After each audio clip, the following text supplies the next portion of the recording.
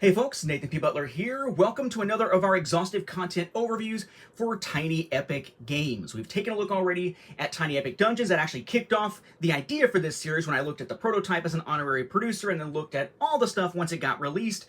And then we went back to the start. And we've so far looked at the first two base games to have been crowdfunded, along with their various expansions and other iterations along the way, starting with Tiny Epic Kingdoms and then looking at Tiny Epic Defenders. Now, we take a look at what might be the one with the oddest pedigree of any of the Tiny Epic games, and that is Tiny Epic Galaxies. The original game, which we will see in its first printing form, crowdfunded back in 2015. They then did a second Kickstarter campaign in 2016 for the full-sized, full Tiny Epic box-sized expansion Beyond the Black. When they did so, they didn't actually have a second edition like we saw with Kingdoms or Defenders. But subsequent printings beyond the first printing did tweak some things for sort of quality of life, errata, and stuff like that. For Tiny Epic Galaxies, we will look at those distinctions. Then in 2019, they crowdfunded Ultra Tiny Epic Galaxies, which sort of shrunk down the base game into an ultra tiny box. That was actually where I jumped into the Tiny Epic games. I backed Ultra Tiny Epic Galaxies, went back and grabbed all the previous games, jumped in on the Pledge Manager at the time for Tiny Epic Tactics, and I've been all in from there. Then in 2020, we also had an oddball release here, which is Tiny Epic Galaxies Blast Off, a sort of family-friendly retooling of the base game, in the box at least, meant for only 2 to 4 players. However, they released a PNP, as you can see the little sheet down here, where you can actually print that out and play solo with Blast Off. And of course, like any of these other Tiny Epics, except as we will see Tiny Epic Game of Thrones, which has issues due to the fact that it's a licensed IP, we also, of course, had those nice eRaptor storage boxes produced that were crowdfunded back in 2023. So a long pedigree, but a few sort of firsts and last type of things for this game. It is the first and thus far only Tiny Epic game to get a family-friendly retool with less text and whatnot as a Tiny Epic game to sort of act as a bridge into this market. It was only the second and thus far the last game to get the ultra tiny feel as of July of 2024 when I'm recording this. It was the first of the base games that when an expansion was kickstarted didn't get a second edition, but did, however, get some printing updates and whatnot here. It is the last of the Tiny Epic games to have its expansion be in a full-sized box. All subsequent ones will be sort of half-size or right around half-size. And it was the last time, at least so far, there's some rumblings that might happen with Dungeons, but the last time so far that we saw a second crowdfunding campaign for an expansion to the base game. In the future, the games that got expansions got them in the same Kickstarter as the original base game. This is also the last time that, because we have 2 full-size boxes for the main game and the expansion, that we will wind up seeing 2 separate boxes of the eRaptor storage boxes for this particular product. It's definitely an oddball, but one of the more highly touted Tiny Epic games. So let's dive into it. We are going to look at the first printing, subsequent printings, though we'll mostly focus on the subsequent printing and the differences from the first printing, because that's what most people will have as subsequent printings. We'll look at Beyond the Black, Ultra Tiny Epic, the retooling with Blast Off, the different storage boxes, and the playmats that you see underneath. In fact, we will actually start with those playmats so you know what you're seeing underneath everything else. So we've seen different approaches taken to playmats with the Tiny Epic stuff so far. Dungeons had that giant playmat for the game area with then individual mats for individual players. Defenders kind of did the same thing, except the central mat was much smaller than what we saw with Dungeons. And then Kingdoms only had a small mat in the center of the play area, but then you could have individual mats for individual players based on the Heroes Call expansion. In the case of Tiny Epic Galaxies, there are no mats for individual players, but the actual play area mats come in 2 varieties you are meant to use either as a one-off with the first one or combining the first and second. You would never use the second one by itself, at least not as intended. So what we have here is our Tiny Epic Galaxies main game mat to place for the planet deck and the planet row here, with little indicators of how many players you would need to fill those slots. A super weapon deck and place for the actual super weapon. That is for a very specific mini expansion with the deluxe version of Tiny Epic Galaxies base game. We then have a list of achievements over here. We then have reminders of what the different die faces will do. Of course, we have the logo. And then we have what is basically a section to replace one of the larger cards in the game that you're going to use to track things, a so-called activation bay, which when combined with the converter and all is part of what's called the control mat, sort of oversized card. Then with the expansion, Tiny Epic Galaxies Beyond the Black, we now also have another mat, same size, meant to be basically played alongside the other one, vertically oriented here. So you've got Beyond the Black and then the base game, as we're going to see here throughout the video. This one's nice in that it does have a track up at the top to track your score, which is pretty cool. It was actually in Beyond the Black that we actually got a scoring mat card and some tokens to track score. Otherwise, you were having to kind of do it in your head. One of the main features is exploration. So we have an exploration mat and a place for 3 exploration cards. We have a pilot deck here and spaces for pilot cards, again numbered by which slots to be filled based on number of players. Now this middle part here doesn't actually replace anything necessarily. It's a lot of information that is on your hanger mat, but you're going to find that you actually need to put some cards on that mat. And these are more just sort of reminders of how you can get your hands on different ships, hire pilots, that sort of thing. There's also, again, kind of nicely, the little drone factory mat over here off to the side, as I scoot it to show you a little better here. Basically what that is a little space to put the deluxe expansion again. So in the case of both Tiny Epic Galaxies and Tiny Epic Galaxies Beyond the Black, they've made sure to have spaces on the actual mats for the deluxe edition components. That does mean, however, that if you have the retail version of either, there's going to be some unused spots on your mats. And also note here, because I almost forgot before leaving the mats, that this little achievement list is actually the so-called glorious victories that were added to the P&P, the print and play version of the game, at the $265,000 stretch goal. They just added them to the mat. All right, so let's kick this off with the original printing of Tiny Epic Galaxies. This was crowdfunded back in 2015, again with a goal of $15,000, which actually raised $411,693 in that initial crowdfunding attempt. As to the tiers that you could have picked up through this original Kickstarter, we had the print and play for $8.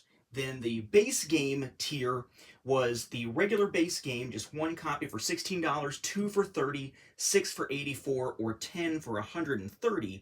But then if you wanted the deluxe version with satellites and super weapons, for that, 1 deluxe game would be $24, 2 for $44, 6 for $120, or 10 for $180. There was also 2 different premium tier rewards instead of 1. Usually there's an honorary producer reward, which includes an advanced copy and so forth. And yes, that was the case this time for $250. But there was also a Name a Planet plus 1 deluxe copy reward for $125. This is a game of intergalactic conquest by Scott Alms, Tiny Epic Galaxies. Gamelin logo. Notice it is to the point now where even the first printing has that new version of the Gamelin logo, unlike what we saw with Kingdoms and Defenders. Logo, 1 to 5 players, 30 minutes, ages 14 plus. Notice it's 1 to 5 players for regular Tiny Epic Galaxies. Out of the box, Blastoff will be 2 to 4 with the ability to do solo with P&P. That does not go up to 5. So that may make a decision on which version you're getting. Tiny Epic Galaxies, Tiny Epic Galaxies, Tiny Epic Galaxies with the information there again. So kind of what you would expect here. As I turn it around and knock stuff around, let's take a look at the back. Tiny Epic Galaxies, some component images, component listing, QR code, all that, legalese kind of stuff, barcode, more legalese down here, designer, developer, etc. credits. Again, what makes it Tiny Epic? Easy entry, high strategy, low downtime, short playtime, high replayability, and small footprint. I would say that the low downtime in this case is pretty interesting in that you have the ability to follow other players' actions. So pretty cool, kind of similar to the way the action mat stuff worked back in Tiny Epic Kingdoms to keep things rolling. And then text about the game itself. In Tiny Epic Galaxies, the weight of the universe is on your shoulders. You are the supreme commander of your very own galaxy in an intergalactic war. You will be competing with other galactic leaders to colonize the most sought-after planets in the universe. You'll be managing resources and expanding your galactic footprint. Guide your Starfleet wisely, and if you can build the most powerful empire, you will claim victory of the entire cosmos.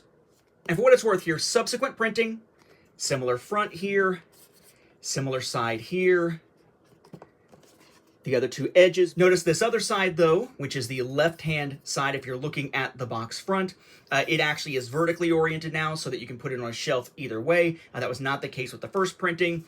The back is pretty similar in what it all lays out, though it does show up here Also, check out the expansion to this game, Tiny Epic Galaxies Beyond the Black, where the Beyond the is so dark that it blends in with the darkness behind it. I always have trouble seeing it. Almost looks like Tiny Epic Galaxies Black, but it is Beyond the Black.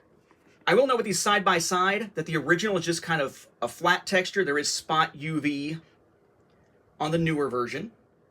The interior is a dice tray for both of them, but again, a slightly more glossy texture on the newer printings, and you notice it's just the plain cardboard interior on the first printing, whereas now they take the black all the way around with kind of a wrap. The original game touted Tiny Epic Defenders, the illustrator, Tiny Epic Kingdoms, and the designer. Why Kingdoms and Defenders? It's the only other ones that were out at the time. And inside you have a clarification of some planet actions. This is kind of an issue now, because if you use those eRaptor storage solutions, you're supposed to be able to throw the box out.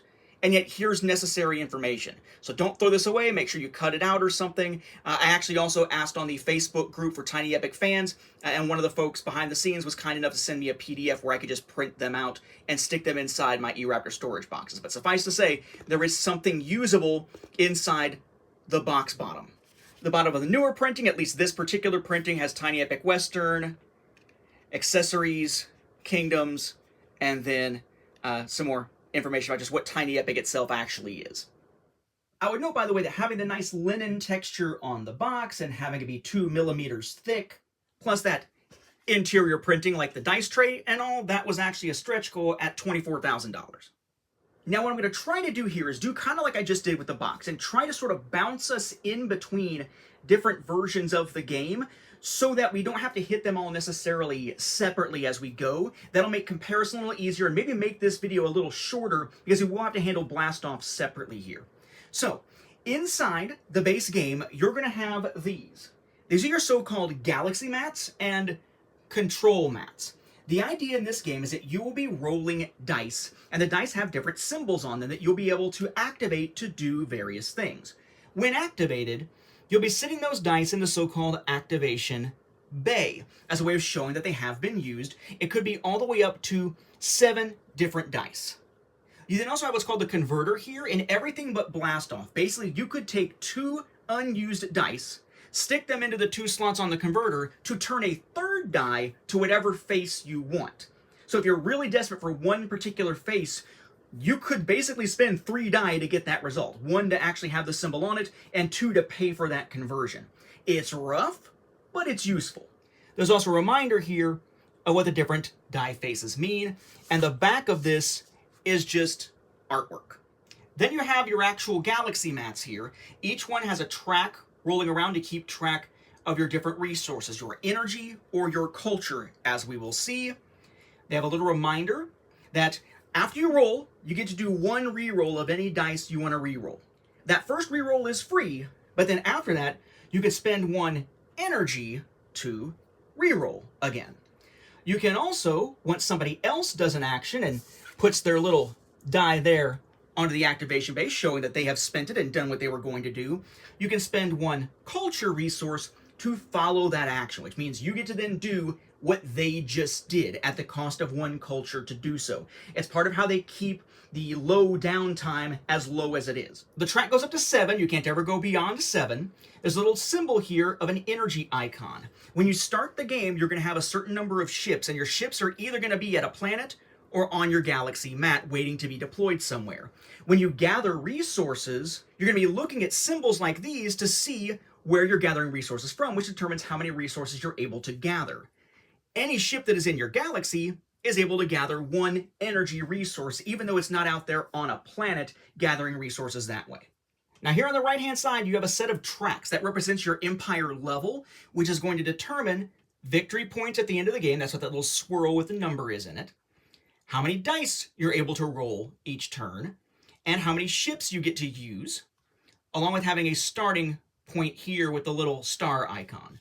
So you're going to put a little tracker token on there, and then when you roll this particular symbol here, the Activate Colonies symbol, one thing you can do is spend either energy or culture, not a mixture of both, for the level amount, so 2, then 3, then 4, with increasing costs as it goes, to move the tracker up. And then you look inward along the little row to tell you how many ships you get and how many dice you get to roll, and how many victory points it'll get you at the end of the game. So for example, if I'm at level 4, I get 3 ships, I get to roll 6 dice, and I get 3 victory points at the end of the game. That's one of the ways you can get victory points. Flipping over the Galaxy mats, but leaving our control mat here, we already saw the back of that one, we have what are referred to as the Rogue Galaxies. This is what enables solo play.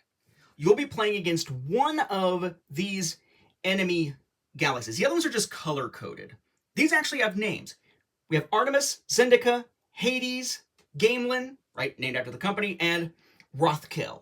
They are beginner, medium, hard, epic, and easy difficulties, respectively. No, I didn't put them in a particular order here. The goal of the game is to reach 21 points before anyone else. When you hit 21 points, play continues until everybody's taken an equal number of turns, and then you count up the points to see who wins. That's in the multiplayer game, though. In this case, as noted down here in the corner, if the Rogue Galaxy ever hits 21 points, they simply instantly win the game. Likewise, though, if you hit 21 points, you instantly win the game.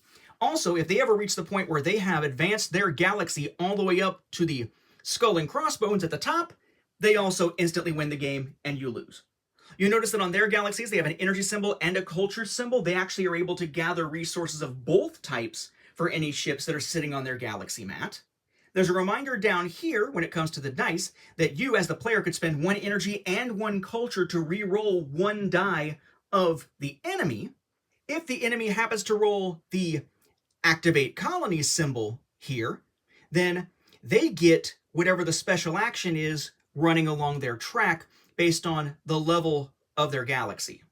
Then they're going to keep gaining resources throughout the game, and as with you, they can max out. Only in their case, since it's automated, maxing out on energy will cause them to then upgrade their empire, moving it up 1 space on the track. If they max out on culture, then you clear the activation bay of any dice, and they get to keep going with another turn, but only using 3 dice. Then the energy or the culture that was spent, that was maxed out, goes back to 0, which means taking it off the track entirely. Speaking of which, the Rogue Galaxies actually start at 0 for their culture and energy. A player will start at 1 culture and 2 energy, but it's not noted anywhere on the player mats, the Galaxy mats, in the first printing. We'll see that as a difference in a moment with subsequent printings. And you'll notice here, by the way, on these solo Galaxies, that the track has victory points, number of dice, and the track to keep track of the level, but there's no track there to indicate the number of ships. The Rogue Galaxy, the enemy that you are fighting against, will always start with all 4 of their ships already unlocked. But yes, this is a game where solo play is actually solo play. As we said last time with Defenders, where you're basically doing multi-handed play for solo play, that will vary between Tiny Epic games. This is a true solo game, if you're planning to play it solo. Otherwise, it goes all the way up to 5 players. Hence, 5 mats for 5 different color-coded galaxies. I would also note here that for these large cards, having round edges to them was a $280,000 stretch goal. Now, all the ones I just showed you were from the first printing. In subsequent printings, you'll find that they have clarified what the Activate Colony action does. Here it had the little symbol there, a little tough to see, and it said expand your empire, spend energy/culture, which could have been interpreted as one or the other, or a combination of them, perhaps. Here they've clarified it. They got the symbol bigger out to the side. Upgrade your empire, spend only energy or culture. So they've clarified that aspect of it.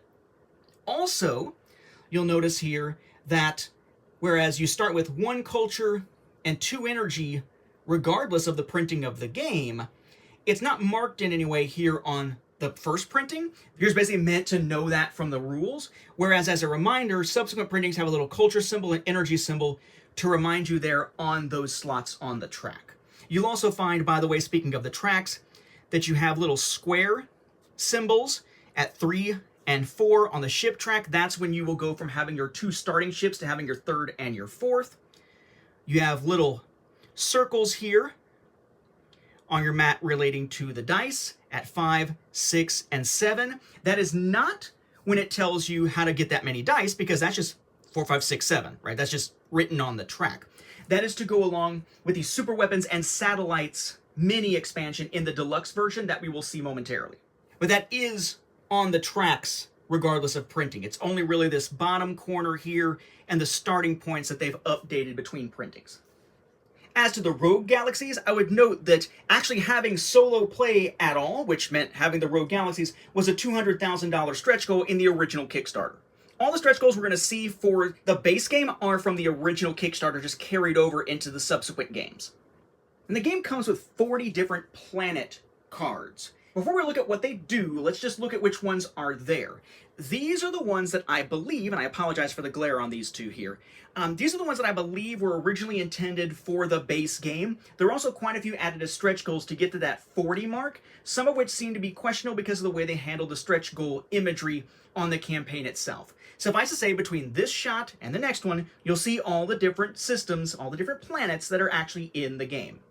So here we have Nibiru, Latores, Zalax, Gleam Zanier, Ziandra, Omicron Fenzi, Jax, MJ120210, Nakagawa Kozi, over here, Terra Betia, Ogmore, right, the planet that all the other Tiny Epic stuff takes place on, Brumbog, Jorg, Hofker, VICI, or maybe Vicky, KS156, Pembertonia Major, Bishop with two S's, Bishop, B-I-S-S-C-H-O-P, Bishop, K-Widow, Drukaiden, CLJ0517, Gaior, Gort, Perigon 3110, and Andaluxian 6.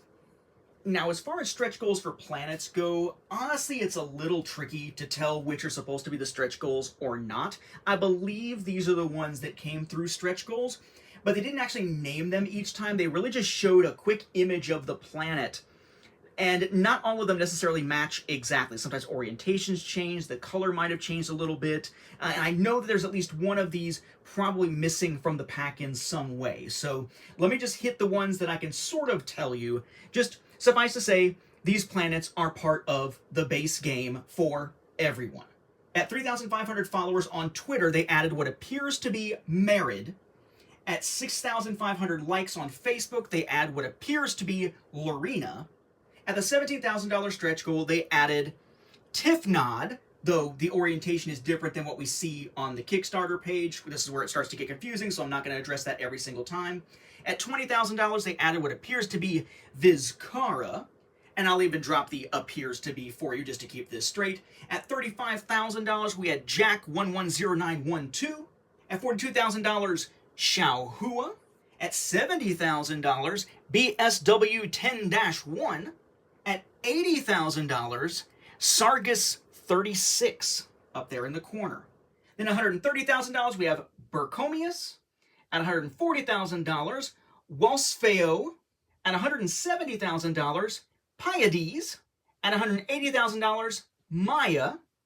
And then come kind of the weird ones. At $350,000, they had what was called a double planet discovery, which in theory would have been Umbra Forum and Zavodnik based on the images.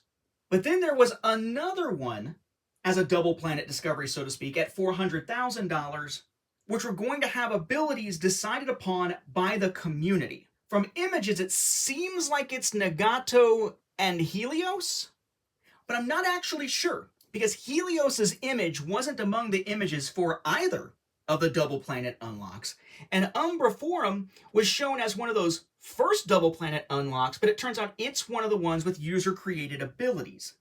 The $400,000 stretch goal was to have users actually create the abilities, and they wound up on Helios and Umbra Forum. Helios was created by Elio Minatillo, and Umbra Forum's ability by Marcos Hidalgo.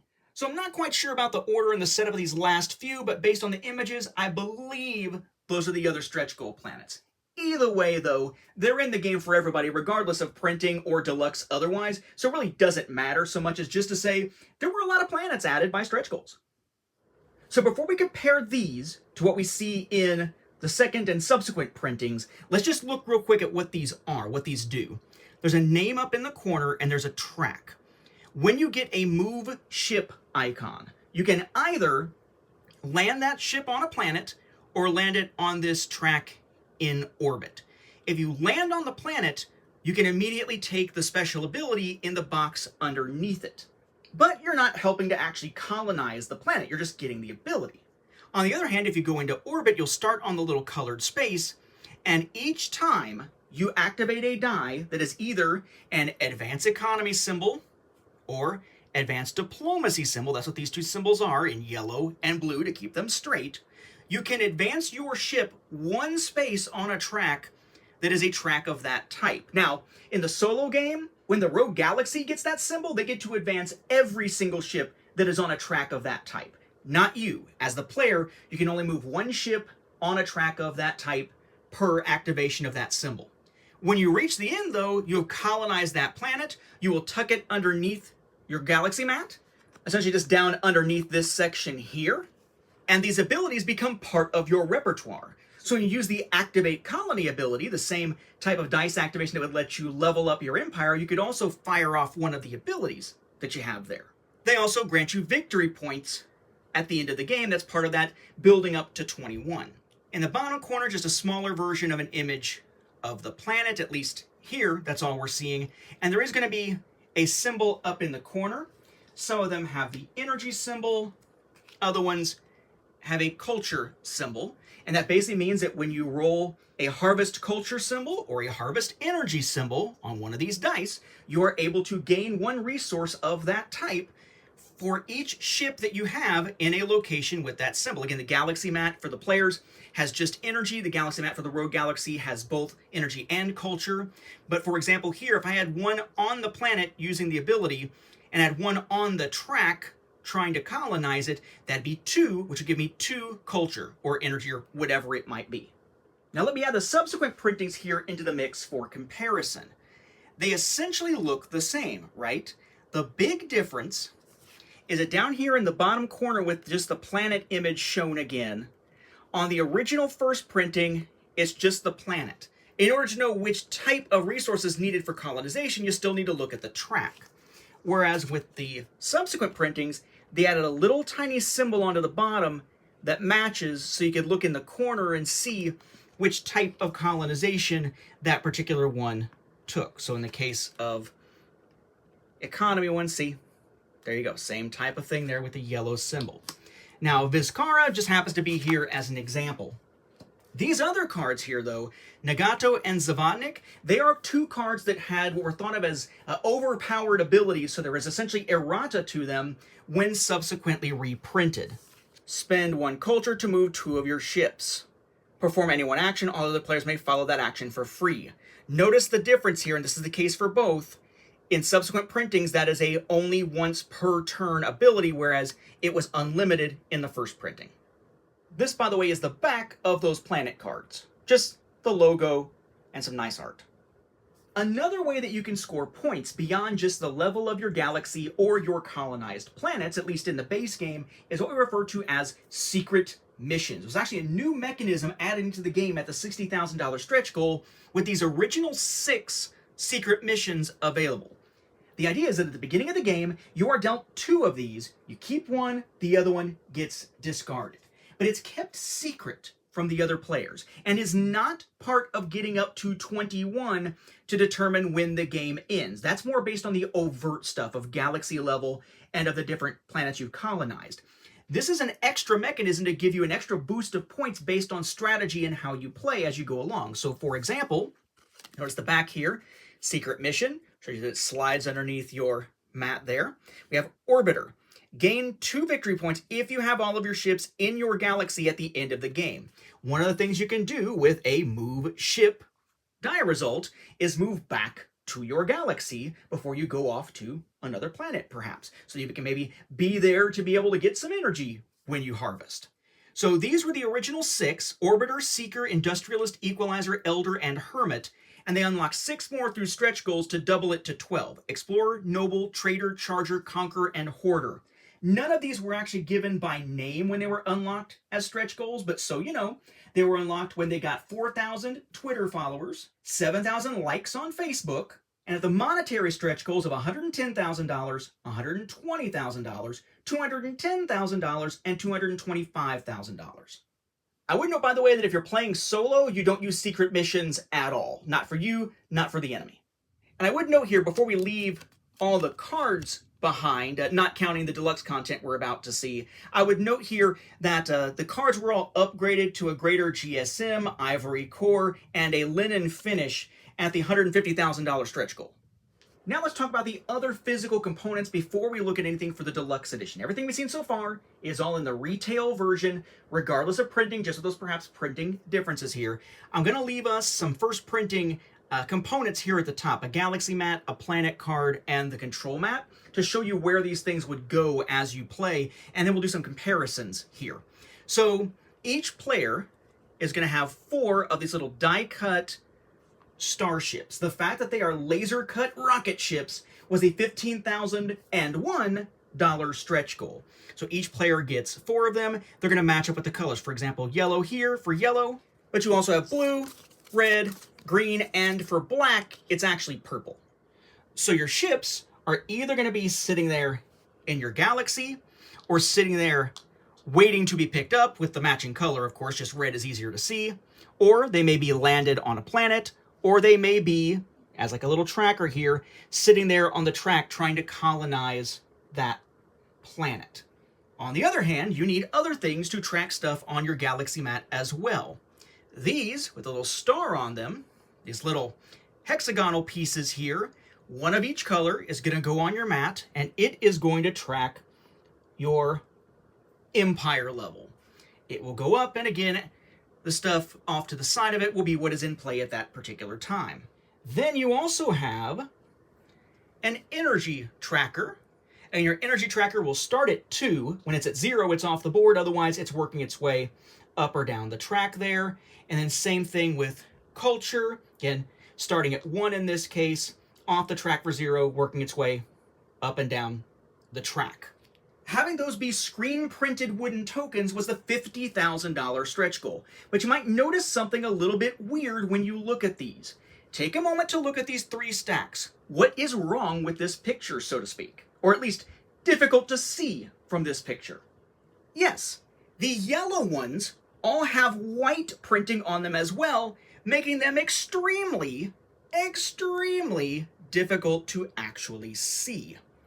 So, unsurprisingly here, on subsequent printings, they replace them with yellow ones with black printing on them. That is the easiest way to very quickly determine, do I have a first printing or later? First printing, white on yellow. Subsequent printings, black on yellow. You can tell by certain things with those other cards and stuff that we've looked at, but that's the dead giveaway. I would also note, by the way, that having the ability to play with 5 players at all came down to a stretch goal at $250,000 to get these components here for a 5th player, along with the 5th player's galaxy mat. This was originally meant to be only 2 to 4 players, like what we will see with Blastoff. Stretch goals made it 1 to 5. Then you have your 7 dice. Okay. Each one is identical. They all have the same sides to them. So let's look at these. This is going to let you harvest culture. This lets you get culture from, again, any planet where you have a ship either sitting on the planet or in orbit that has that symbol on it. This is what you're going to spend to be able to follow actions. This is one of the things you might spend to upgrade your empire, and so on. You have an energy symbol. The energy symbol, again, it's going to let you harvest energy from wherever you have a ship that has the energy icon, which again, may be a planet where you're in orbit, a planet where you're on the surface, or on your galaxy mat. And remember that the Rogue Galaxy for playing solo gets energy and culture from their galaxy mat if their ships are still in the galaxy. You have your advanced economy symbol for those yellow tracks on planets to colonize them. Your advanced diplomacy symbol for those with the blue tracks to colonize them. You have your activate colony symbol for when you want to level up your galaxy and need to spend to do that, either culture or energy, not a combination of both, or to activate one of your special abilities from a colonized planet. And then finally we have the move ships action here, which allows you to move a ship to or from your galaxy, the surface of a planet, or into a track above a planet. Although I would note you cannot go from the surface to orbit or vice versa. You would have to leave that planet entirely and then come back if you wanted to switch your position for that planet. But these nice kind of marbly looking dice, that so-called deep space effect as they call it, plus just Better tactile enhancement and laser engraving was also a stretch goal at $100,000. And I would note here, barely visible, that for subsequent printings there is a slight difference in how, I guess you could say translucent maybe, they are when held up to the light. An extremely tiny difference in size. Unless you actually put them side by side, really in a row, you really can't see much of a difference, but there is a very slight difference in the dice between printings. Then if you picked up the deluxe version of Tiny Epic Galaxies, then you get a special little mini expansion. All that other stuff we've seen, that is just in the base game regardless. One of the things we're going to see as we look at the Tiny Epic product line is that sometimes deluxe content is just more of the same stuff for the deluxe version. But for some games like this one, it's a little mini expansion that is completely different than anything in the base game that adds new mechanisms into the game. And sometimes it's a mixture of the two. So here we have Satellites and Super Weapons, the mini expansion for the deluxe version of the base game of Tiny Epic Galaxies. We have here 3 super weapons originally intended for the game. We have Celestian, Terminus X, and Chaos Star. We have 3 that were added then through stretch goals. We have Opus Magnus that was added at $29,000. We have Jorg's Hammer added at $90,000. And the last one there added at $160,000, named after the man who had just passed away, Leonard Nimoy. We have Nimoy's Eden. Along with it, you have 15 of these little satellite tokens. And yes, this is about satellites and super weapons. So how do they work? So we'll start with the satellites. Your satellites are going to sit in those little spaces I mentioned before, the little ones with the circles around them, on the dice level track of your Empire level on your Galaxy mat. And when you advance your Empire to that level, not only do you get to roll more dice, you also get to take one of these. So there's 3 slots, so everybody's Galaxy mat is going to start the game with 3 of these sitting on the mat. When you then reach that level and you take the satellite, you can then place it out on any uncolonized planet out there in the planet row. Then whoever colonizes that planet gets to take that satellite and put it on their Galaxy mat. And at the end of the game, each one sitting on their Galaxy mat is worth 1 victory point. They do not, however, count towards getting to that initial 21 to trigger the end of the game. It's something kind of like secret missions, only dealt with at the end. On the other hand, though, you could try to use it with a super weapon. So, super weapons. There's a small deck of these, all with this card back on the back. So that basically just when you destroy it, you slip it underneath like you would a colonized planet. It gives you victory points towards the end, but there's nothing else really to do with it there. And basically, one of these is out at any given time, a little super weapon spot there if you're playing with the mats and the little deck to put them in. But if you want to use the ability of the super weapon, you would take that satellite, stick the satellite onto the super weapon, and do whatever it says, like advance a ship +2, and so on. On the other hand, you might want to destroy the super weapon. So just like getting into orbit around a planet, you could go into orbit around a super weapon. Only orbit, you can't land on the surface. So you use one of those move ship die results, activate it, land on the track. And then using either, as it says there with a little slash, either economy or diplomacy, you use the advanced economy or advanced diplomacy activation to move it 1 space on the track, just like you would on a track of a particular type for the planets themselves. When you reach the end of the track, you've destroyed the super weapon. That super weapon is gone from the game. Any satellites that are on it get discarded from the game, but you get 1 energy per satellite that was still there. And then again, you flip it over and stick it underneath your mat as something that will score you victory points. And then the next super weapon comes out from the deck to be the current super weapon. So just something that gives you new abilities, new ways to score some points and whatnot. Not terribly complex, but I like it. And if you have a chance to get the deluxe version, definitely pick it up so you can get these new mechanisms. And we, of course, have our Tiny Epic Galaxies rulebook here, just listed as rulebook, no fancy name or anything. The rules are just slightly clarified from one version of the game to another, so no need to really go in depth with it. The most important thing that is an actual rule change, and this is something that has changed multiple times, is what to do when you're playing against the Rogue Galaxy solo. Now that we've seen the other components, it kind of makes sense to be able to talk about that here before we move on to Ultra Tiny Epic. So during solo play, you're going to roll dice 1 at a time for the Rogue Galaxy and do whatever it is that comes up. In the original printing of the game, if a die was rolled for the Rogue Galaxy that it couldn't use, It was simply ignored and set aside. You got lucky. In the later printings, like the subsequent printing we see here, instead, it's that if you roll one that it can't use, you must re-roll it once to see if it can get a usable result. And if it still hasn't, you set it aside. In the case of Ultra Tiny Epic Galaxies and the newest printings of the game, that reroll is an optional rule for added difficulty. So the standard rule is, if it can't use it, set it aside. But if you want it to be harder difficulty, then you reroll once and set aside if unused or use if they can.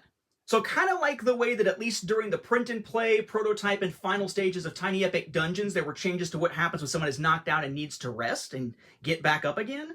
But at least all those changes were in prototype phases, and there is just one version of the final rule, whereas with Tiny Epic Galaxies, there are 3 different versions of that rule depending on which printing you have. The newest is the one that makes it optional, that's also in Ultra Tiny Epic. Now, as with Kingdoms and with Defenders, we have the Tiny Epic Galaxies licensed boxes, one for the base game, one for the expansion. That will change in the future. Mine does have a little bit of a scrape to the paint, so I put a little bit of tape over top of it so the chipping couldn't spread. But as usual, we have our nice little acrylic cover here with the artwork, Tiny Epic Galaxies. We have a front panel with the title. We have a left panel with the title, a back that is art, a right panel that is art, just a regular black bottom there so I don't completely dump this thing out. When we pop off the top, we have a place to put our rulebook and such. I have the rulebook with the Satellites and Super Weapons rulebook inside it, and I printed out, as I mentioned, on cardstock, the stuff that is normally on the inside of the box bottom for the base game, so I don't have to keep my box. As with Defenders, we have another one of these little, spacer type things to make this even, despite the actual trays inside being slightly different heights. Nothing on the back of that or anything. You have a tray here for your 7 dice. You have individual trays for the components of each color here. So green, yellow, blue, black for that, quasi-purple mat, and then red. You have another one here for your planet cards. Notice it does fit sleeved cards, plenty of extra depth and room around it. And you have 2 bigger trays over here. I'm actually, again, just like with Defenders, putting them in the opposite order of what they suggest in the instructions. The top one is for your large cards here, like your galaxy mats and whatnot. The bottom has 2 sections for your different secret missions, and that's where I also put the super weapon cards, then a place for the satellites here, which I guess you can maybe put the cards over there too, but I just kept the satellites over there. In my case, I put this down on the bottom because I want to make sure this is on top to keep the satellites from knocking around in the box or anything, and there's the interior of the box. Very quick setup, reload time, as you would expect from a package like this. Just slide them all back in here. They line up well with the different wooden pieces. Put this on, grab your documentation, and pop on the lid. You're ready to roll. Now, before we move on and take a look at Tiny Epic Galaxies Beyond the Black, the expansion for the game that actually crowdfunded prior to Ultra Tiny Epic Galaxies, let's go ahead and look at Ultra Tiny Epic Galaxies because it is basically a miniaturized version of what you get in the deluxe edition of Tiny Epic Galaxies, though it is not compatible with that expansion. We're going to see here it's very easy to cover because it's basically just a miniaturized version of what we've already seen.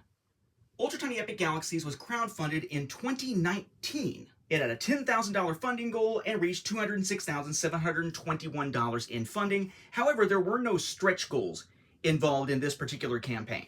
You could pick up just one copy of Ultra Tiny Epic Galaxies for $12, one copy of Ultra Tiny Epic Galaxies and Ultra Tiny Epic Kingdoms in its sort of base version for $20, or 5 of each for $90. Bear in mind that Ultra Tiny Epic Kingdoms, which we've looked at in our Tiny Epic Kingdoms video, was only available in its base form, not its deluxe form, in that Ultra Tiny Epic Galaxies Kickstarter. That's important, because if you want to play solo for Ultra Tiny Epic Kingdoms, you need a die that you won't have unless you just provide your own, barring getting the deluxe version, which comes with the die, and a little slipcover, and a nice little baggie to put it all in. Now you might say, well, wait a second, Ultra Tiny Epic Galaxies, it's pretty dice-driven. How on earth do they do dice with something this small? Well, the answer is basically the same way they do all the other tokens. as cubes. So the package here says an even smaller game of intergalactic conquest by Scott Alms, Ultra Tiny Epic Galaxies. Gameland includes the Satellites and Superweapons mini expansion. Yes, the expansion from the deluxe version of Tiny Epic Galaxies base game, the regular version, is included here. Ultra Tiny Epic Galaxies, Gameland, same on the other side. The top, Golden Geek Award, 1 to 5 players, 30 to 45 minutes, ages 14 plus. Just legalese and that kind of stuff on the bottom there. And then here's the back. For what it's worth, just kind of putting it where I can more easily see it to read it to you. It does have the same stuff here at the top about easy entry, high strategy, low downtime, short playtime, high replayability, and small footprint, even smaller in this case, though it doesn't say that. The universe in your pocket. Ultra Tiny Epic Galaxies. In Ultra Tiny Epic Galaxies, the weight of the universe is on your shoulders.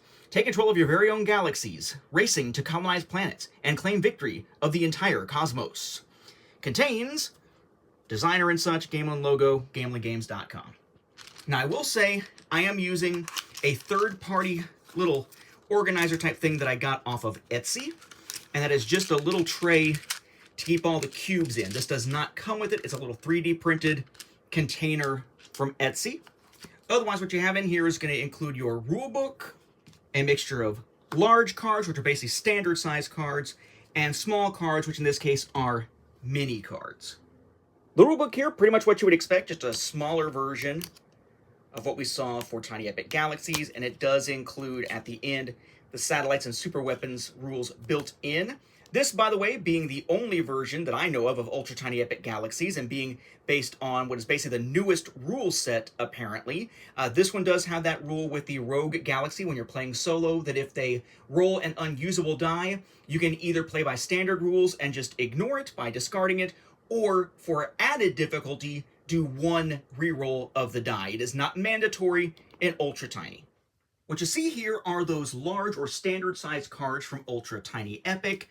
Of course, these are the large cards from regular Tiny Epic Galaxies here for comparison, but basically rather than these large matte cards, as I sometimes call them in these games, all of your Galaxy cards are simply standard-sized cards, as is your control mat with your activation bay down at the bottom, your converter, your reminders about the actions, same stuff that's on that larger card, just shrunk down. Same thing with the Galaxies here. Your track that usually goes around in sort of a C shape, a semicircle thing here, is just this sort of, backwards 7 kind of shape here. You have your reminder about gathering energy. You have your reminder about rerolls and following. Information about upgrading your empire with this version's simplified symbol there. We'll see those when we look at the dice in a moment. Then you have your track here, just like on the outside here, going up to level 6, with your ships, your dice, and your victory points. Kind of just swapping the order here. And notice there are some that have circles on them, because of course you're going to need the circles for your Satellites and Super Weapons little mini expansion. So really just kind of the same thing squished down. They even have the little track markers like on those later printings for the 1 and the 2 to remind you where your culture and energy start out. Now, one thing that is different is if you look at the back of the regular Tiny Epic Galaxies control mat, it's just the art. Here, it has a reminder for you of the Rogue Galaxies actions. So, dice activation here, various things to do, but it's nice because if you are basically playing solo, you can use this side when you're the one playing, and when it's the Rogue Galaxy's turn, you can flip it over and use that, which makes perfect sense because you're only going to put dice on it during one turn or the other, so you can always flip it, no big deal. Speaking of Rogue Galaxies, let's flip over the yellow one here. The Rogue Galaxy here is named Brutus, and it is easy. I flip over this yellow one, and I've got Rothkel, which is also easy. But those aren't the same name. That's right. The one thing that is different for Tiny Epic Galaxies versus Ultra Tiny Epic Galaxies, or one key thing that is different, is that in order to add more replayability and more value for picking up Ultra Tiny, if you already had Tiny, was that this is a game that is very heavily played in solo in the Ultra Tiny and Tiny Epic Games community. Well, they gave us 5 different Rogue Galaxies to play against. in theory, you could play these rogue galaxies in your standard Tiny Epic game. Gonna be a little weird component-wise. You'll probably want to mix up your cubes and your other components from the base game, but yes, the 5 rogue galaxies are different. That is one instance where it wasn't just a miniaturization. For the record, as I almost pick everything up there by accident, we have Lycium, which is medium, Methusael, which is epic, Leolith, which is beginner, Etherna, which is hard, and Brutus, which is easy. Then you have your same 40 planet cards that you would have in the base game. They all have this back on them, kind of just a miniaturized version with ultra tiny. And obviously, they have had to be a little bit reworked, right? So you have your symbol up there for what type of resource you get. You still have the planet to land on, the track in orbit here, albeit again, just kind of a right angle kind of thing here. The simplified symbol there for diplomacy. Then a symbol there to indicate what type of planet it is, though not in the corner now. And then your victory point there along with its ability. For comparison here, there's Brumbaugh in its 2 different forms. Then there's Nagato with a simplified version of the economy symbol at the end of the track. Again, for comparison, and yes, as you'll notice here, Nagato and Zavadnik do get their only once during a turn clarification on the card itself. Then yes, you do have all 12 of the secret mission cards here. This is a standard sized one here for comparison there, Explorer, so just going from standard size to mini size, but basically the same text here, secret mission there on the back. Then for satellites and super weapons, you have your super weapon cards. Again, same ones that we saw. Biggest difference here is that they are now vertically oriented rather than landscape or horizontal here. So here is one from regular Tiny Epic Galaxies. Here's the ultra tiny ones. Notice here we still have a track. Track in this case runs along the top. It still has a reminder here that you can use economy or diplomacy. Just have it in the little red spot there. You still have your title, actually easier to read there. The ability that says, in each case, add 1 satellite to do whatever. Like here it says add 1 satellite, then it says underneath. So a little bit simplified. And then the little simplification of the stuff as to what happens when it is destroyed. So basically a complete one-to-one carryover for anything so far except for those rogue galaxies. But what about the other components that aren't cards? Well, you'll recall that this is what we have in the base game of regular Tiny Epic Galaxies. We have these nice formed wooden pieces with printing on them. In the case of yellow, in those subsequent printings, black on yellow rather than white on yellow. But we have 1 to track our galaxy's level. We have 4 ships per player. We have our energy tracker, our culture tracker. Then we have the 7 dice. Again, we've looked at those previously. And if you have the mini expansion satellites and super weapons from the deluxe edition, then you've got the little satellites there. How do these work for ultra tiny? It's cubes. Every freaking thing is a cube, but it works really well. So you still have your 15 satellites, only now they're little gray or silver cubes with that symbol just on one side. We'll come back to the dice. You have your culture trackers, cubes, which is this symbol on one side. I do like the fact that for the yellow ones, they went with the idea of it's yellow printing, but then the actual symbol is yellow as well, but the background is black instead of sort of white or gray as they do on these other ones. Then you have your energy trackers, you have your Empire level tracker, and then all of your ships are cubes.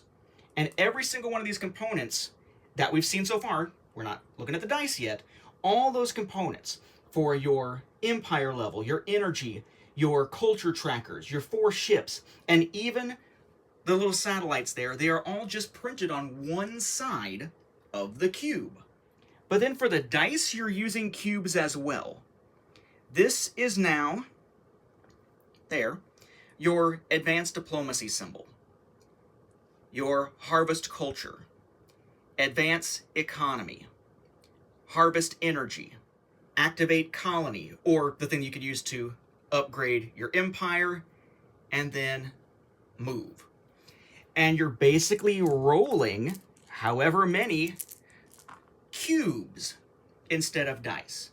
And they actually work well. They feel a little weird when you first try playing because they're so stinking tiny. This was not something that was needed for ultra tiny epic kingdoms. When dice came into play there, they either completely replaced them with a track or had you bring your own die or grab a die from that deluxe edition that was just a standard size one if you're playing solo. Here, the dice are an integral part of how it all works, so they've replaced the dice with the cubes. And they do roll well, you just gotta be careful with them because they are tiny and could escape you. But you can imagine a game state, granted with more planets out there and either your rogue galaxy or other players, where, you know, here might be where you stand. You might have your galaxy here at level 1 where you got 2 ships, you roll 4 dice. Maybe the dice that were rolled were move, advance economy, and harvest energy. So they moved to the planet to do something, they moved onto the track and then advanced one because it was the economy one. They got more energy beyond starting, but then culture's still on starting over here. You have your starting level noted there, and then there's your satellites and your ships just waiting to be unlocked. If you're okay with tiny pieces, Ultra Tiny Epic Galaxies is a great little game because it captures everything from the base game of Tiny Epic Galaxies in that small package, and for those who have both, does offer some more solo options. However, as I mentioned, it isn't really compatible with Tiny Epic Galaxies Beyond the Black. I'm sure someone could make it compatible, but it's just not meant to be. But having looked at that, now it's time to take a look at Beyond the Black. Beyond the Black is the full-sized expansion here for Tiny Epic Galaxies. It was crowdfunded back in 2016. Now, for what it's worth, they did sort of grandfather in, as they call it, some component upgrades from Tiny Epic Galaxies because that would only make sense, right? You don't want the components to not match. So again, they had 2mm box thickness, spot UV box logos, box interior printing, as we will see in a moment, using a hanger image, 310 GSM ivory core linen cardstock, and cards with rounded corners. The goal of that campaign was $15,000, and they raised $411,635. One deluxe copy of Tiny Epic Galaxies Beyond the Black was $24, or you could get the deluxe bundle of Beyond the Black and the base game for $46. You could be an honorary producer for $300, which got you advance copies, as we saw back when I did that for Tiny Epic Dungeons.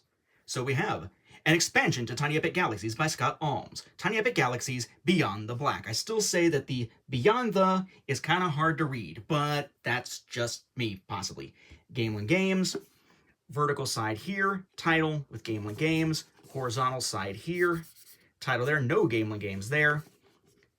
Title, again, kind of hard to see, with Gamelin Games, 1 to 5 players, 30 to 45 minutes, age 14 plus, expansion, not a standalone game. And then same thing on the other side, just over here, although I think standalone. Is standalone supposed to be 2 words or 1? They wrote it as 2.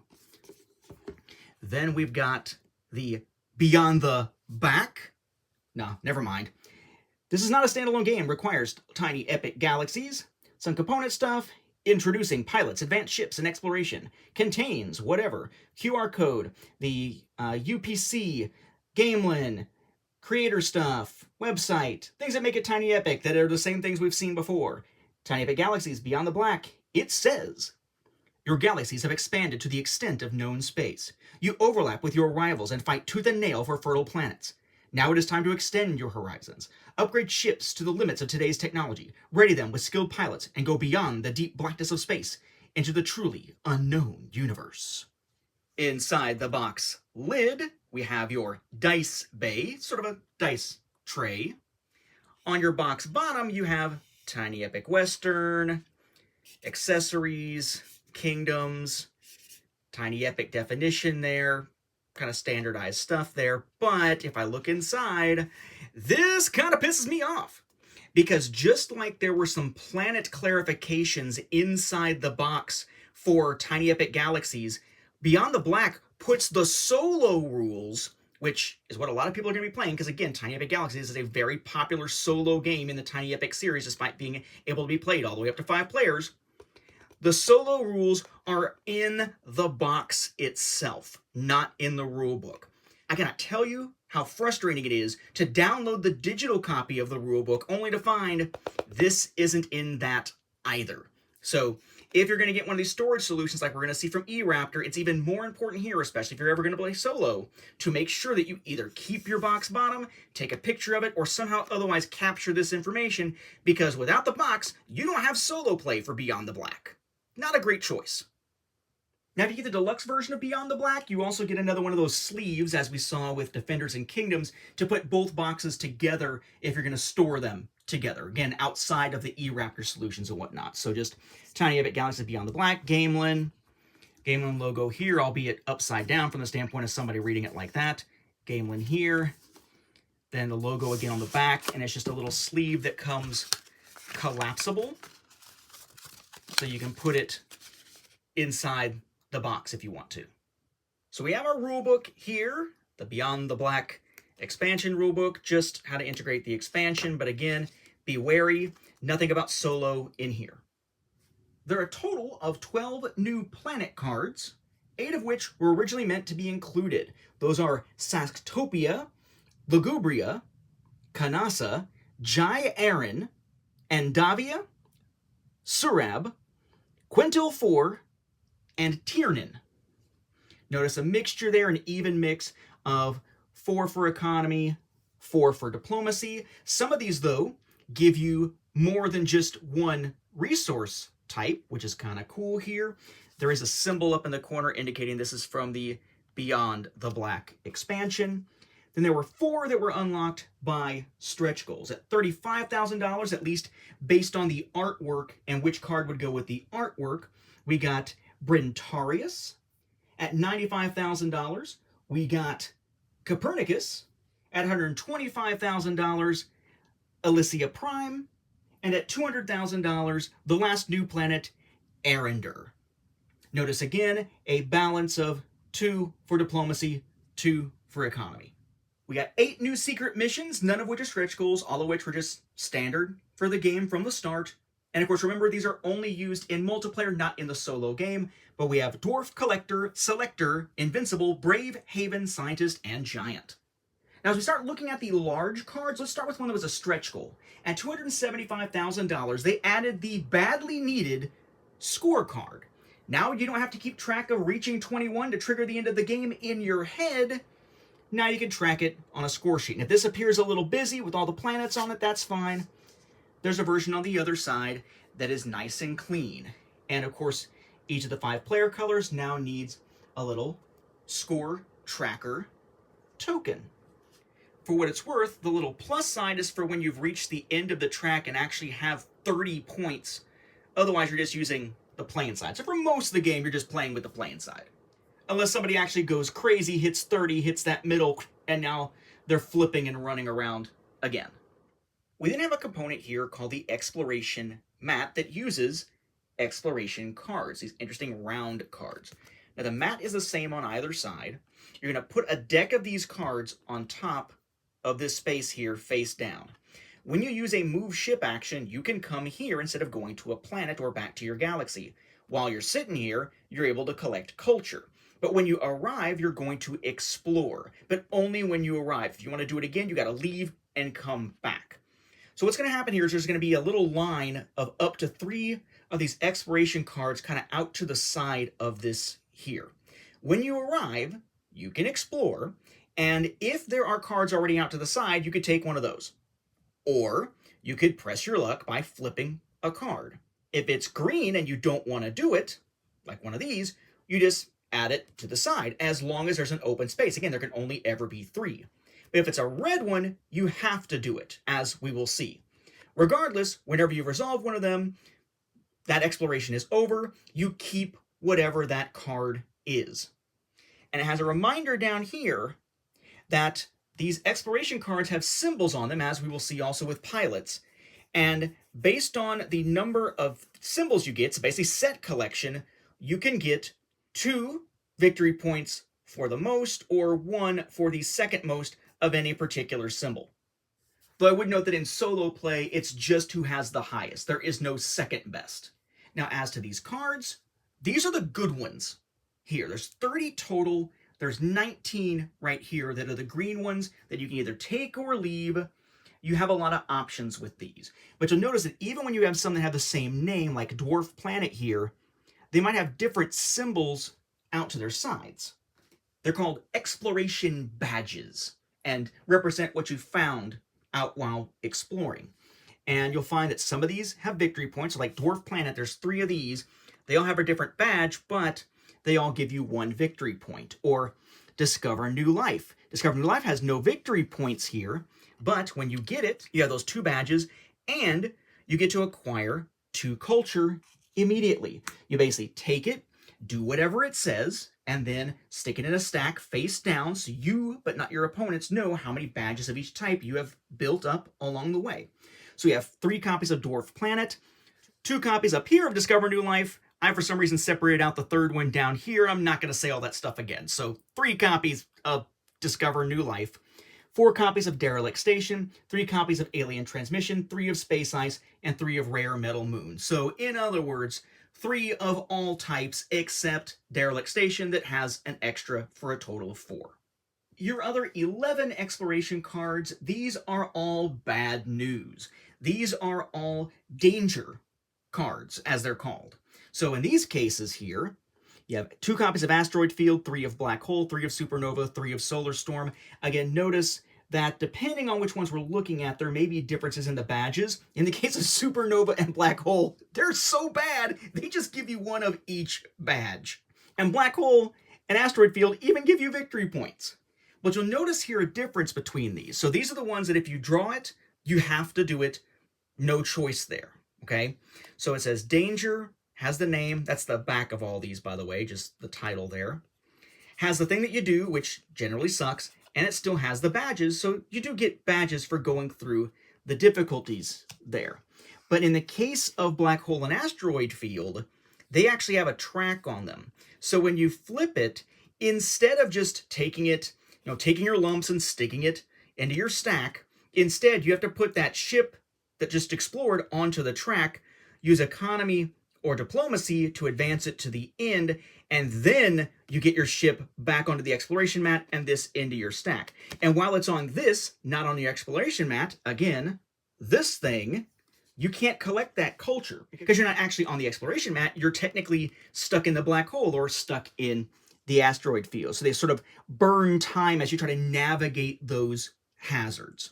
So definitely sort of a push your luck mechanism. Do you go for the green ones that you know are out there, or do you risk flipping one, hoping for a green one that's even better at the risk of getting a red one? Another new large card component here are the hanger cards. And these are all the same, at least on the front. At $300,000 as a stretch goal, they took these from being small cards to large cards, and they had already been building up solo galaxies, those rogue galaxies for solo play, through previous stretch goals. They unlocked a pair of them at $50,000, another pair at $160,000, and then at $300,000 they added one more when they upgraded these cards. But it wasn't just that they upgraded the size from regular cards to these large ones. That was when instead of having just a couple of rogue galaxy cards that were double-sided, they instead put them on the back of the hanger mats, just like previously they were on the back of the galaxy mats. So we have 5 more new solo rogue galaxies to play against. Ibis, which is beginner, Ship Eater, which is epic, as you might surmise from that name, Chernabog, which is hard, Bliquus, which is medium, and then for easy, you have Pendra. What's cool about these is their different abilities.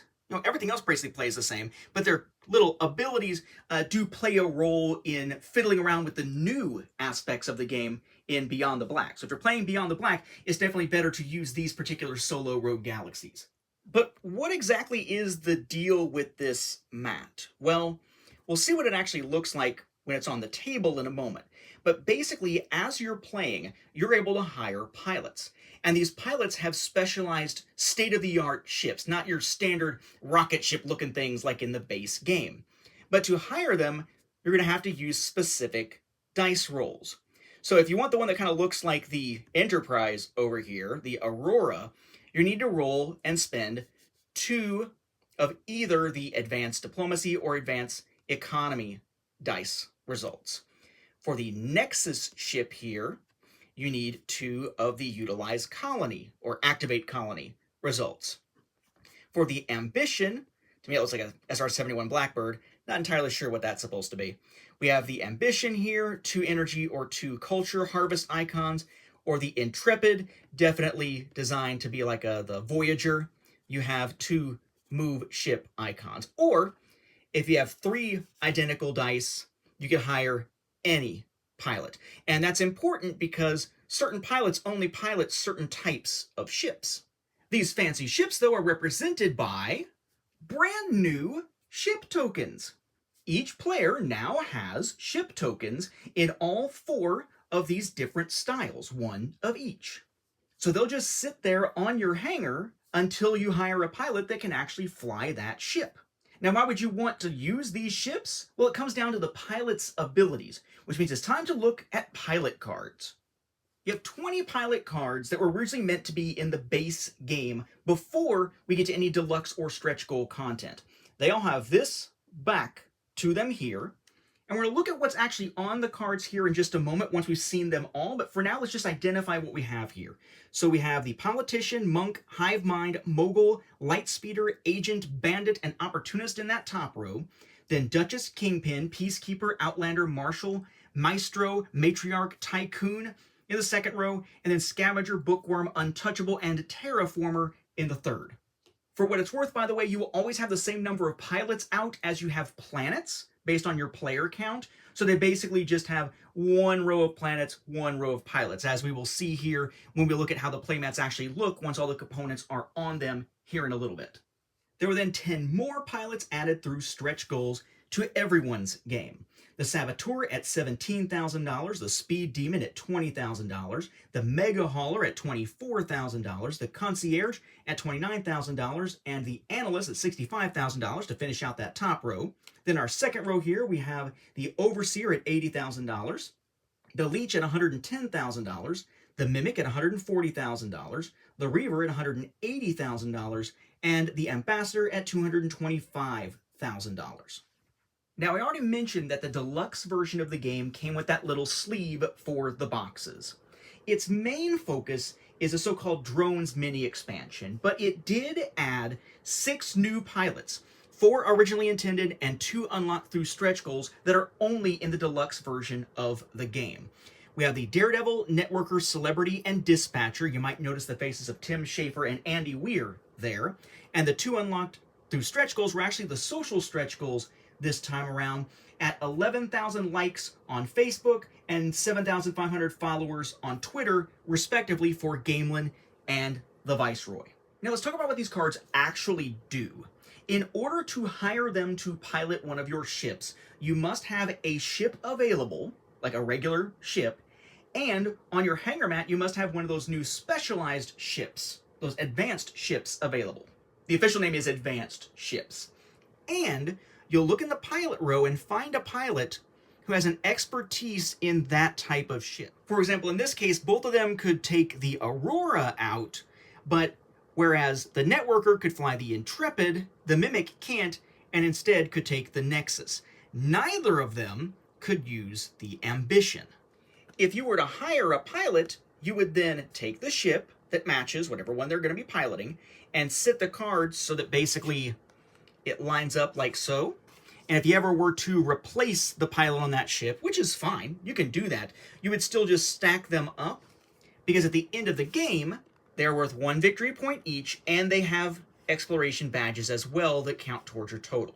So just basic card anatomy here, a special ability that only applies to that one ship, which again, when you get one of these ships, it's going to replace one of your standard ships. So if you only have 2 ships at the beginning of the game, then you can only theoretically hire 2 pilots to fly 2 advanced ships, because you'd only be able to replace 2 of your regular ones until you unlock a 3rd and then eventually a 4th.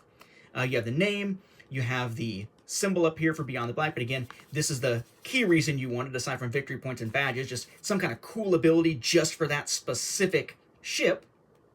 Then over here, the symbols for the ships they can fly, and the name, no real point to the color coding for what I could tell. Again, that pilot back. As to your stretch goal ones here, you notice the ones actually based on actual human beings Tim Schafer and Andy Weir actually have their names down here underneath the picture. The other ones do not.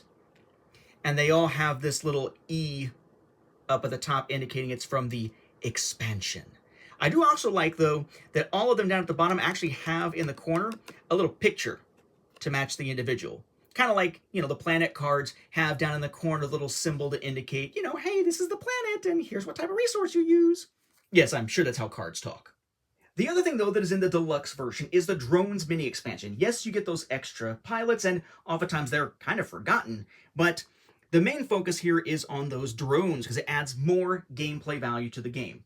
You have a total of 20 drone tokens because you can have a maximum of 4 for each player. Because the idea is, anytime you roll 2 dice of the exact same symbol, you can, instead of, say, hiring a pilot, you could take one of these drones and put it on one of your existing hired pilots. If that pilot is replaced, you just stick the drone on the one that replaced them. And at the end of the game, each of your little drones is worth 1 victory point. But they also double the symbols on that pilot card. So for example, for the celebrity, Lieutenant Andy Weir, if there was a drone on here, the drone would score 1 victory point, the pilot would score a victory point, and these 2 symbols would each represent 2 of each symbol, not just 1, when you're calculating who has the most of each symbol.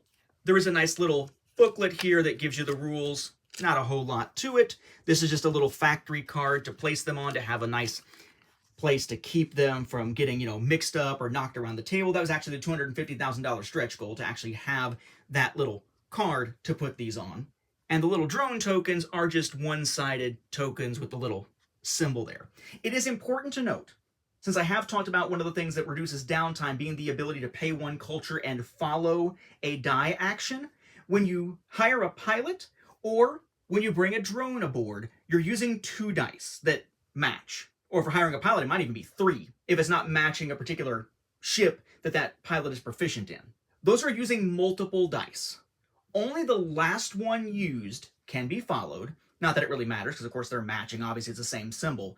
But technically only the last one used can be followed, and it's just following the symbol on the die. You cannot follow an action to hire a pilot or follow an action to bring on a drone.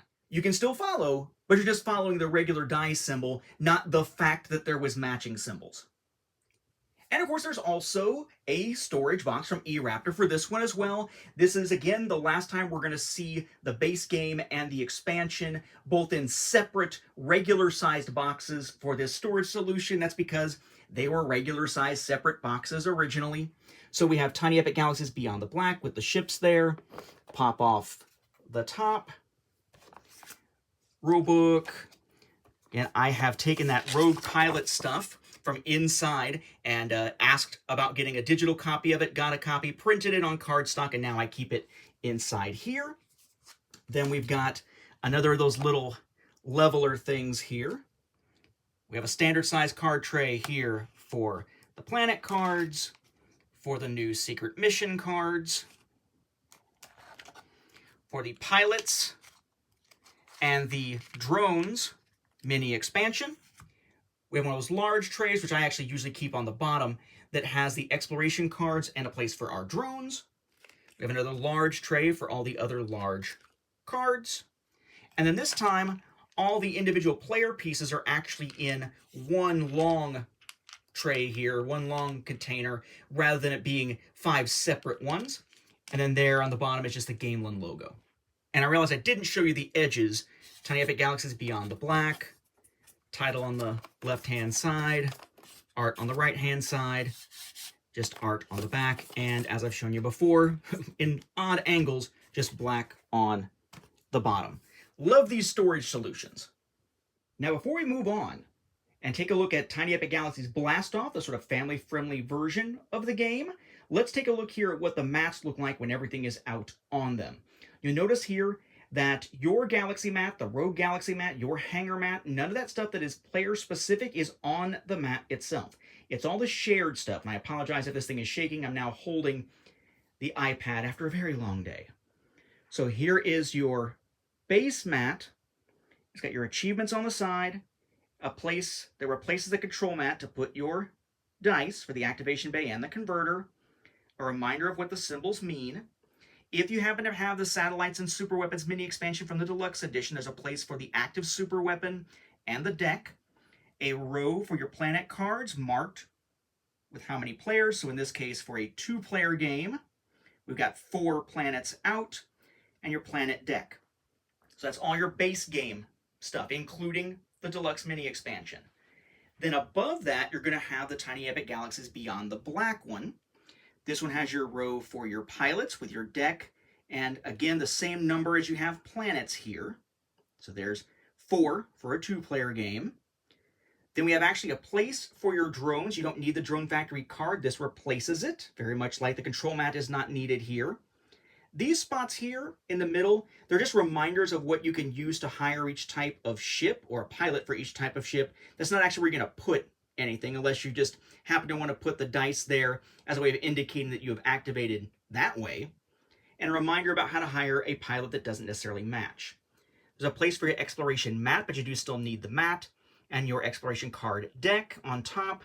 Then your 3 or up to 3 exploration cards that are out to the side with the logo, and then running across the top is your score tracker that you can put those score tokens on, again flipping them over if you hit the max of 30 and need to go back to the beginning as you are tabulating. It's a pretty nice setup here and allows it to be somewhat compact and allow you to just use Beyond the Black when you're playing with the expansion, and still have a fairly small, compact one when playing with just the base game. Now for something completely different, or at least substantially different. The original early printing we saw of the base game, yeah, that differs a little bit from later printings, but not all that much. Not even enough to call it a second edition. Yes, there was the ultra tiny version of it, but it was essentially the same thing with altered components for that smaller size, minus having those new rogue galaxies to find. And of course, there's Beyond the Black that combines with the original base game in whatever printing you happen to have. You've got your playmats, and you've got your E-Raptor storage solutions that came along later. But Blastoff is kind of the oddity here. This is not really what you might call a mainline Tiny Epic game. What they've basically done is taken the standard core base box of Tiny Epic Galaxies and retooled it to make it somewhat more, for lack of a better term, family friendly. I don't know that that's the right term though, because what they've done basically is removed a lot of the text and gone for iconography instead to make it a little bit less complex, a little more straightforward for younger players perhaps, so that sort of players of all ages can jump into this as perhaps their first Tiny Epic game. That said, thus far this is the only Tiny Epic game to have gotten this treatment, and honestly, I wonder what other games could really get this treatment. It also frankly suffers from the fact that by being so different, Blastoff is not compatible with Beyond the Black. It is its own standalone game. So let's take a look at what's different about Tiny Epic Galaxies Blastoff, the family-friendly version. So here's this Tiny Epic Galaxies Blastoff, Gamelin logo, a game of intergalactic conquest by Scott Almes. Tiny Epic Galaxies Blastoff. Then another vertical side, Tiny Epic Galaxies Blastoff. You hear my stuff rattling around inside there with the Gamelin logo right there. Then the side, Tiny Epic Galaxies Blastoff, Planet, Gamelin, stats. We'll look at that on the other side here. So we have a vertical side for a long side, which is kind of cool here. Tiny Epic Galaxies Blastoff, the Planet and all, Gamelin, 2 to 4 players. So it does not go up to 5 like the original game did, thanks to stretch goals. It also does not have a solo mode in the box itself. There is, however, a print-and-play file you can get on Board Game Geek that then allows an official solo mode for Blastoff, and we will be taking a look at that as well. Playtime, 30 to 45 minutes, same as the original. Ages here has gone from 14 plus to 9 plus. So again, aiming at younger audiences by switching a lot of the technical terminology and the descriptive abilities and turning them more into more straightforward abilities with iconography to explain what they do. As the poor content there rattles around on me. So Tiny Epic Galaxies Blast Off, content list, which of course we are going to look at, game link, games, QR code, UPC, credits here. Again, this game features easy entry, high strategy, low downtime, short playtime, high replayability, and small footprint. So same as any other Tiny Epic game. The description here says, blast off and compete in an intergalactic conquest. Would it be an intergalactic conquest or just intergalactic conquest or an intergalactic contest? Anyway, blast off and compete in an intergalactic conquest for the greatest planets across the universe. In Tiny Epic Galaxies Blast Off, you are the supreme commander of your own galaxy, and you will be competing against other galactic leaders to colonize the most sought-after planets. You will be managing resources and expanding your galactic footprint. Guide your Starfleet wisely, and if you can create the most powerful galaxy, you will claim victory of the entire cosmos. So very similar to what we saw with the text on the original Tiny Epic Galaxies, but they've sort of changed the idea of it being an intergalactic war to being more about a contest for conquest, so to speak, and talking about, having the most powerful galaxy rather than the most powerful empire. So maybe a little bit more family-friendly terminology in that sense as well. And of course, the box is vertically oriented, which is a big difference from other Tiny Epic boxes. Inside, though, just like the standard one, we have a dice tray here for the cover. No text on the inside that you need for clarification for planets, which is nice. The bottom, just black on the inside. Then advertisements for Tiny Epic Zombies, Defenders with Dark War, Kingdoms, and Quest. I do think it's funny. They're like, we're going to make it family friendly, 9 years old and up, and so on. By the way, zombies with flesh rotting off and stuff. Maybe advertise a different game? It's not like they didn't have plenty to choose from. This is from, as you see on the back of the rulebook, 2020. So you got your rulebook here, kind of a different style than what we saw with the others. Pretty straightforward stuff.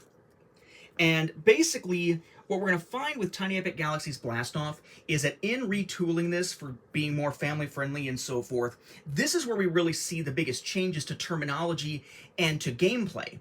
It's not a first edition, second edition thing with earlier printings and whatnot of the standard game. It's the shift to Blast Off that brings the changes like we saw with first and second edition type stuff with Kingdoms and Defenders.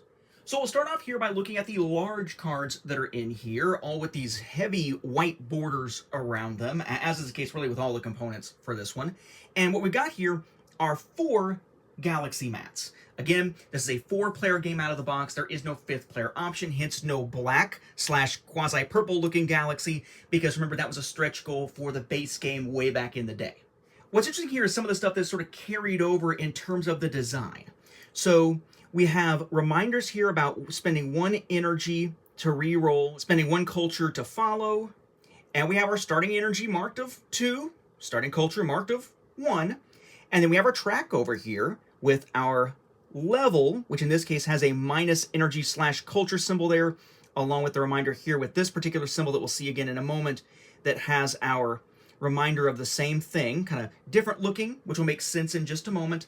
And then we have our tracks here for a number of dice, ships, and what we would call victory points in the standard game that are called star points in this version of the game. And of course, you have your little spots marked for when you get your extra ships. So let me show you what this would look like set up. To do that, we'll need to make a note of our tokens to know what they mean when they are sitting on the Galaxy mat. So there is now a first player token here. You have resource tokens here to mark your energy level and your culture level. Notice that for the yellow ones, again, they have gone with the black on yellow rather than white on yellow. Then you have 4 ships, starships they call them in this game rather than just ships, 4 starships for your 4 individual players. And then this here is what's known as a galaxy slider. The idea is that you're not going to be tracking your galaxy level with a single little token and then just looking across the track. Instead, it's going to basically frame the track. We'll look at dice here in a moment, but let's put these onto our galaxy mat to see what it would look like. There we go, sort of a starting position for the way that this would look for Blast Off. So you've got your galaxy, you've got your 2 ships that you have available to you standing up there in the center of the galaxy. Yes, you still get, the energy from the galaxy here. You got your energy and culture symbols sitting on their marked starting places. You've got your other starships sitting there on the spaces marked for when you get them. And then this thing here frames the numbers. So frames X, 4 dice, 2 ships, starships, 0 star points. When you then spend to go up, it has a little tiny little kind of arrow indentation in that top left with a reminder about minus, culture or minus energy. It lets you know, oh, I can spend that to move it up, and now it frames the next level. And aside from having dice, starships, and star points listed there at the top of the track, they're also indicated here to make it easier to follow on the little frame here. Again, the Galaxy slider. Not sure if I like that more or less than the other way to do it. It's just different. And the ships are definitely a little more cutesy with their printing here. Definitely more kid-friendly looking. As for these cards, you might think, wait a second, weren't there rogue galaxies, solo galaxies on the back of the ones in the base game? What's the deal with Blastoff? It's just the logo for the back of all of them. No rogue galaxies or solo, as mentioned, in the base box. You need the print and play. That makes it a good time to talk about this game's version of the control mat, which here is known as the action mat, and the dice, because the dice are limited now to 6, not 7. You may have noticed when looking at these mats that one other thing that is different is that the level only goes up to 5. So there's never a point at which, following the same 4, 5, 5, 6, 6 pattern, there's a 7 up at the top for a 7th die. It's maxed out at 6. And there are these interesting little kind of swirly looking bright orange dice. These are pretty cool from a table presence perspective. Kind of garish, but pretty cool. And the symbols are mostly the same, but not exactly the same. They're not just stylized differently. Some of them are named different things. So this is culture. This is energy. Those are the same. Move a ship or move a starship is now, instead of that sort of arrow type thing, is just an image of one of the ships. Rather than the symbols for advanced economy or advanced diplomacy, which we saw on all the planets of the regular game, instead it's life and tech as the 2 different things that you'll be advancing as you colonize. Then the other side here, which had previously been to utilize a colony, is now utilize galaxy. Hence why we saw this as the symbol for the upgrading. That, by the way, does take care of all the terminology differences. Control mat versus action mat. Ships versus starships. Life and tech versus diplomacy and economy. Utilize a colony versus utilize galaxy. Victory points versus star points. So you'll take your dice, you will roll your dice. Unlike in the original game, in which you are able to have 1 free reroll, there is no free reroll here. The only way to do a reroll is to pay for it with 1 energy. Moreover, in the original game, when you reroll, you pick which dice you reroll. Not here. You can reroll for 1 energy, but you must reroll all that weren't activated. When you activate, you will stick them onto the track. But you'll notice here that the first 3 have this sort of yellow border, the other 3 have a blue border. In the original game, you can follow any dice activation for any other player. You spend the 1 culture and you just follow. Not here. To speed things up perhaps a bit, in Blastoff you can only follow the yellow bordered. You cannot follow blue border. So once someone gets to the point where they're rolling their 4th die, or even their 5th or 6th if they have upgraded their galaxy, those latter 3 dice cannot be followed. Only the first 3. They've also simplified the converter. Again, the original converter was you take 2 unused, unactivated dice, plug them into the converter, that lets you take a 3rd die and change it to whatever face you want. Not so here. You place a die into the converter, which you'll notice is yellow border, so you can follow it, and you simply pay either 1 energy or 1 culture to convert that die to whatever face you want when you place it, and that is your activation of that die, instead of putting it in the regular activation bay.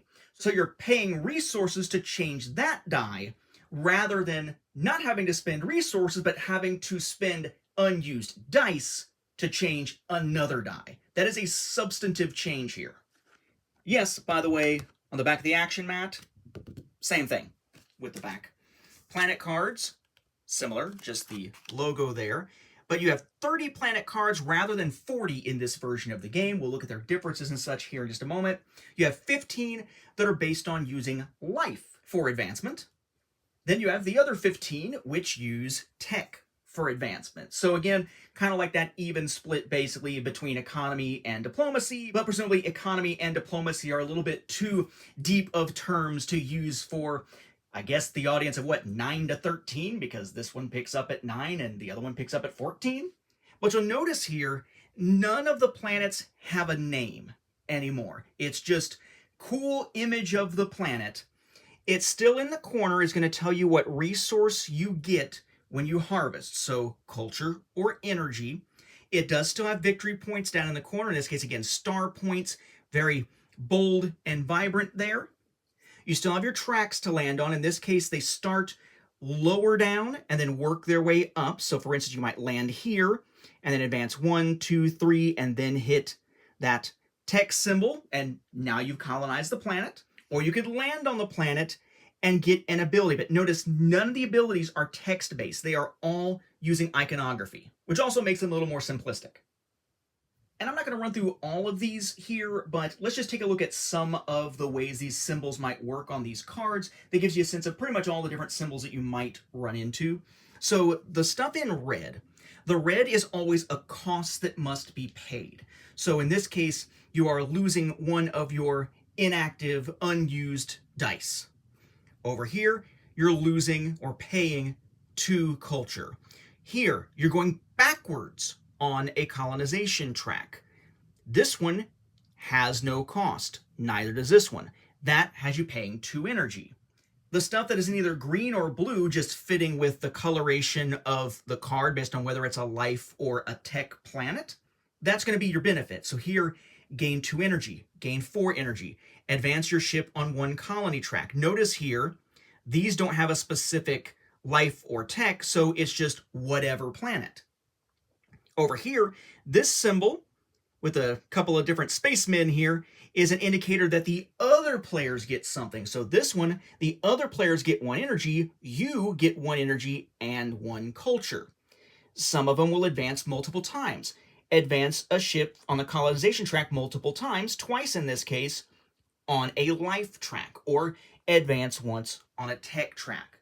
Very, very easy to understand and very straightforward. And yes, when you colonize, you stick it underneath your galaxy mat, and you can use it when you use that utilize galaxy action. That stays the same.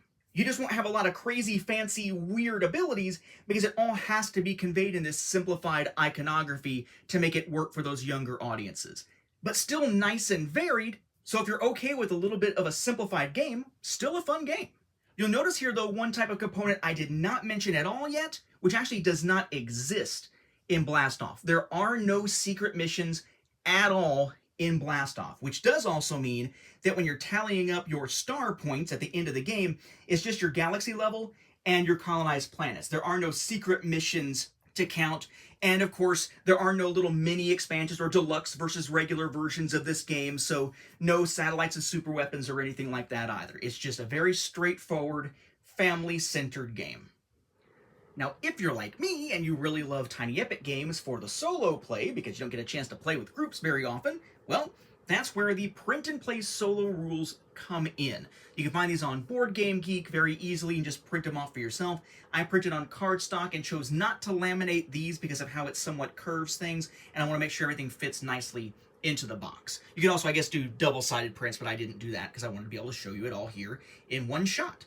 So we've got these solo print and play rules. It is just a one-sided rule sheet here, and then you've got 4 different, they call them alien galaxies, not rogue galaxies for Blastoff, but you have easy, medium, hard, and epic, none of which have names in this case, and they work very similarly to what we see with the rogue galaxies in the regular game, with a few minor exceptions here. So they still start out with nothing on either track.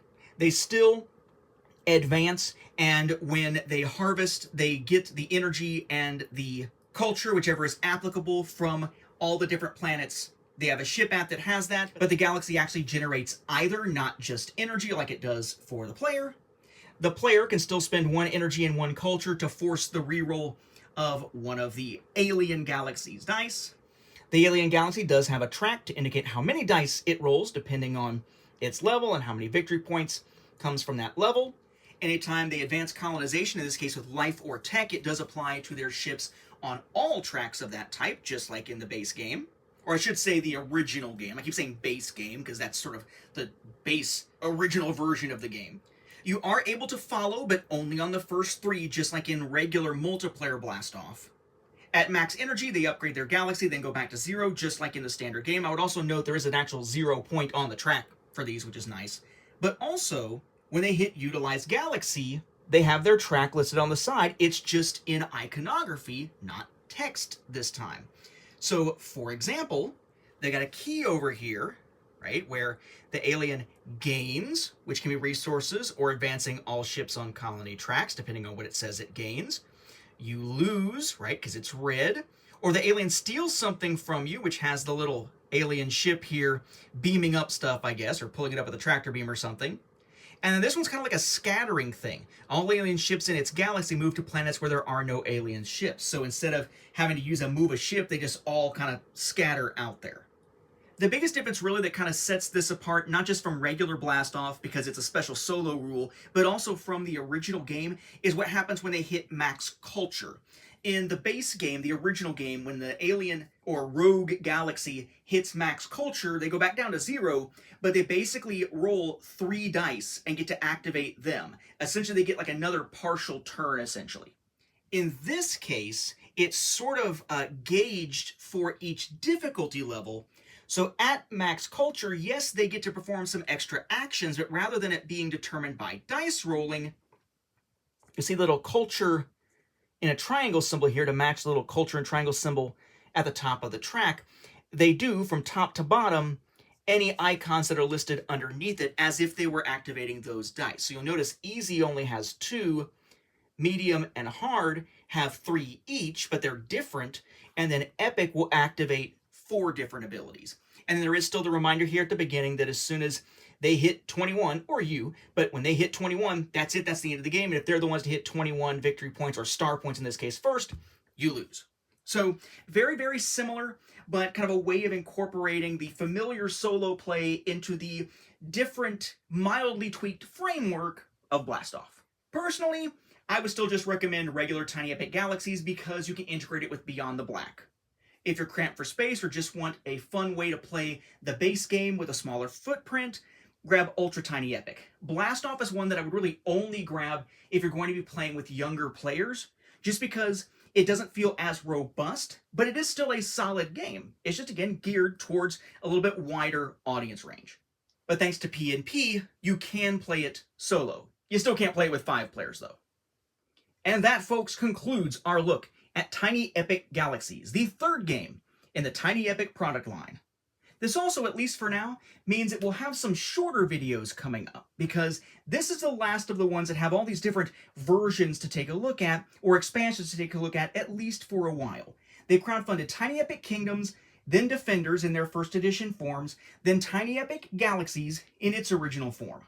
Shortly thereafter is when they kickstarted Tiny Epic Kingdoms with Heroes Call in the 2nd edition, which we've looked at. Shortly after that, they did Ultra Tiny Epic Kingdoms and then Tiny Epic Galaxies Beyond the Black. But in between, the 2nd Tiny Epic Kingdoms Kickstarter and the Ultra Tiny Epic Kingdoms Kickstarter was Tiny Epic Western, which will be the next one we take a look at. It has no expansion, just a deluxe version and a promo. After that, we'll be taking a look, again in release order, at Tiny Epic Quest, Tiny Epic Zombies, and Tiny Epic Mechs, none of which have expansions beyond either promo cards or a deluxe version. It won't be until we hit Tiny Epic Tactics a while later, the one funded shortly before Ultra Tiny Epic Galaxies, where we'll finally see an expansion again. So we'll start moving a little more quickly as we look at the Tiny Epic product line, but I hope you've enjoyed this look at Tiny Epic Galaxies in its multiple forms with its expansion. It's one of the more well thought of Tiny Epic games out there, and maybe this will help you decide which version to get if you're looking into it for yourself. Thanks for watching.